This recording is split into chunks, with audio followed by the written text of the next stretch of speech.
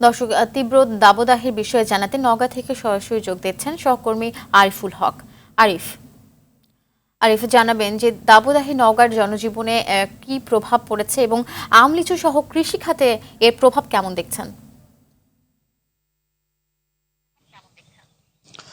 ধন্যবাদ আফসানা। আপনি যেমনটা বলছিলেন যে তীব্র দাবদাহের কারণে কিন্তু সারা দেশের মতো নওগাঁ জেলাতেও আহ, আহ, মানুষের জনজীবন সাধারণ মানুষের জনজীবন কিন্তু বিপর্যস্ত হয়ে পড়েছে।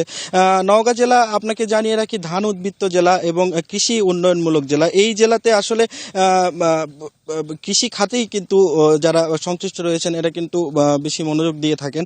তো এই তীব্র গরমের কারণে কিন্তু আপনাদের যদি একটু দেখাই, আমি এখন দাঁড়িয়ে আছি নওগাঁর একটি ফসলের মাঠে। এই মাঠটিতে কিন্তু এখনো ধান কাটা শুরু করেনি কৃষকরা, এবং কৃষকরা জানিয়েছেন যে এই মাঠে যেগুলো ধান বর্তমানে রয়েছে এইগুলো কিন্তু পানির সংকটে কিন্তু তাদের ধানের যে গোছা সেইগুলো কিন্তু আস্তরণটা কম হওয়ার সম্ভাবনা তারা দেখছেন, এবং এর ফলে কিন্তু উৎপাদন যেটা তারা লক্ষ্যমাত্রা নির্ধারণ করেছেন তার থেকে কিন্তু কম হওয়ার আশঙ্কা করছেন। অপরদিকে কৃষি বিভাগের পরামর্শ অনুযায়ী আম এবং ধানে 1 থেকে 2 ইঞ্চি পরিমাণ জমিতে পানি দেওয়ার পরামর্শ কৃষি বিভাগ জানিয়েছেন। এছাড়াও যারা সাধারণ খেটে খাওয়া মানুষ রয়েছেন তারা কিন্তু রাস্তাঘাটে চলাফেরা করতে তীব্র গরমে বেশ বেগ পেতে হচ্ছে।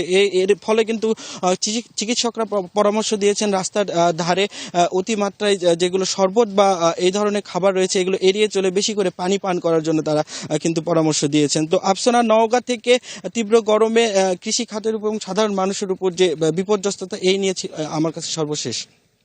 জি, ধন্যবাদ আপনাকে।